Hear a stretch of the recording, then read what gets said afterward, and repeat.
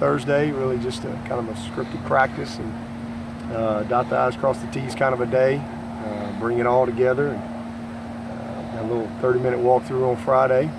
So still got plenty of time. It's all mental. It's all about details from this point on.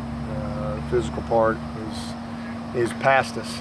So just really getting them, mentally dialed in and staying focused on what we got to do. Coming out of the physical part, okay? Still healthy and everything? Yep. We were laughing outside the gate earlier. Are you ready to name a starting quarterback? Everybody else is. Yes, we will be starting Deshaun Watson.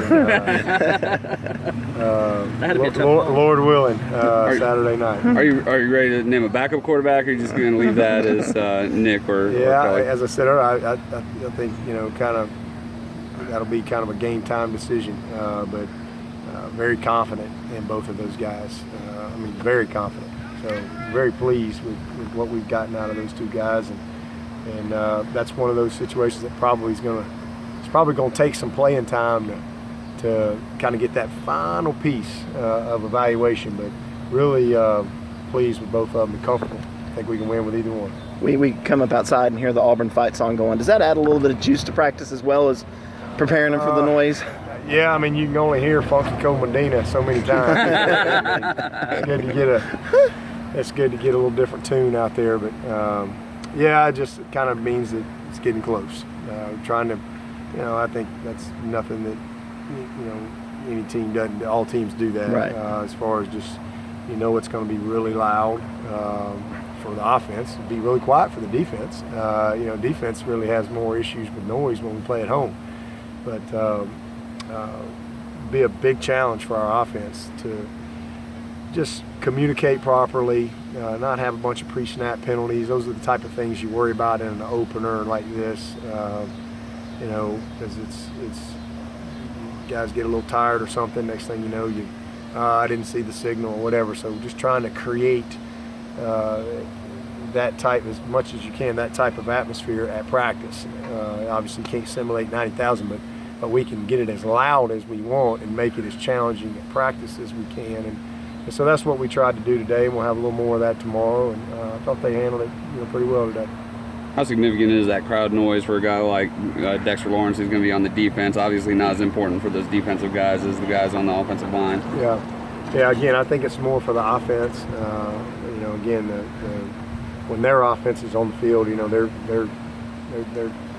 not trying to be loud unless they make a big play or something. But it's really more of a challenge for the offensive line and making sure that we're dialed in on the cadence and how we what we're doing from the just protection standpoint, making sure that everybody's on the same page. Even if we're all wrong, we're all right. If we can all be on the same page. So that's the communication, and that starts with everybody. Getting the signals, and processing everything, and then number 4, making sure that we're communicating everything, all the other 10 guys out there on the field with it. Go ahead, Dave. Jeff Scott was saying earlier this week that this team, even the younger guys, seem very mature. Have you seen that in practice this week, where they're dialed in and focused the way you want them to be? It's been that way really since the spring, David. They've been a focus group from day one. They've been an easy group to coach. Not that you don't have a day here and a day there where you got to just get your 9.5 foot out, but they've been locked in. I'm very pleased with how they've prepared, and hopefully we're going to play well. As I said yesterday to you guys, that's kind of the biggest thing for me is where are we? I don't know. You think but you can only get so far in this game in practice. At some point, you got to go see somebody that's different and that's not as familiar to you, and so that's something we're going to find out. I think no matter what happens Saturday, we're going to improve. We're going to make a lot of improvement, especially the first half of the season, as we grow some guys up and just kind of settle in a little bit. It's been a long time since we played, and so just I think that's the big thing for me is where are we, and then I kind of know what we need to do from there. But and how we're going to respond. How are some of these young guys that we're counting on, like a Cleveland, how's he going to handle that moment? I think he's going to do great. 'Cause all I can base it on is what I've seen in practice. But you never really know until you get in that type of situation, and then you go from there. So I'm just ready to get going.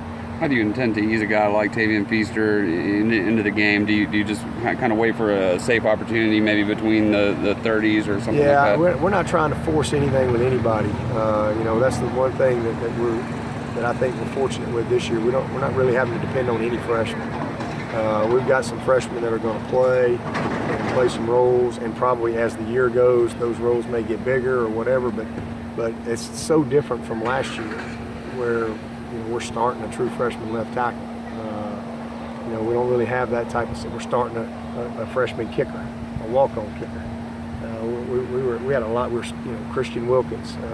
We do have a guy like Dexter, a guy like Trey Lamar. I think those guys play big roles for us early. But we're fortunate that these other guys that are going to play, I think we can bring them along and within the flow of the game. I'm trying to get that ball to number 9. That's who we're going to make sure touches the ball, and anything else after that will be within the flow of the game. The guy, I was on an Alabama radio station, and they asked me, because of your background with Alabama and all that when you play Auburn, how much, because of how you grew up, do you want to just beat these guys because they're Auburn? No, I want to beat these guys because we're Clemson. That's why I want to win, because we're Clemson, and we want to have a great season. It's just that simple. I don't care if we're playing Russia. I want to win. It's certainly an easy conversation. I obviously have a long background, playing at Auburn, and hadn't had a lot of success down there. I tell you that, it's a tough place to go win. In fact, I was a part of the first win ever in '99 when we went down there in Alabama. At Alabama, we won and won the SEC that year. But it's just not an easy deal. But I get excited about playing anybody and an opportunity to find a way to win. But these guys, it doesn't mean anything. I'm not going to play the game, so certainly not a distraction or anything like that. As you get questions like that, but when you kick the game off, you're just like playing Alabama in the national anthem. You're so locked into the strategy of the game and just decision making and things like that. You don't really know who's over there. You're just trying to beat that opponent. Speaking of winning at Auburn, you realize it's been since 1950 since Clemson's ever won down there? Well, Tim hadn't told me that, but I don't know how many times we've played down there since 1950, but how many times is that? Not that many. Not that many. Probably not that many, but it's hard. It's a hard place to win. They got a great environment down there, and they're confident, just like people rolling in here. But if you're going to be a great team, if you're going to have a great season, you gotta find a way to win games like this. And we're fortunate because we do have. I think this is 4 out of our last 5 years we've had games like this, and we've won a couple of them. Hopefully we can find a way to win this one. Not related to game week, but how's Adrian Baker's rehab coming along? He's doing much better. He's doing all of his. They put him into all of his cutting this week, so we're hopeful that he's back in practice, at least in green, in the next couple of weeks. Speaking of him, I know you're going to be rotating Mark Fields and Ryan Carter pretty evenly, but can you tell us who's going to make the start, or is that going to be a game time thing? Yeah.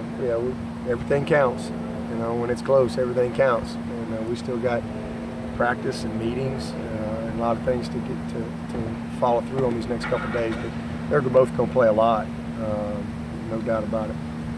And I think Edmond will be ready to play. I think he's in the best place he's been mentally, so I'm excited that he's starting to mentally really feel good. So if we need him, I think he would be available for us and ready. And, but the same thing, we're very fortunate that we got a little depth there. We've been able to get a lot of work because Edmond's been out for pretty much all the camp. But it bodes well for us if we need him Saturday and moving forward to get him back in the fold, and then hopefully by October get Baker back in the fold as well. All set.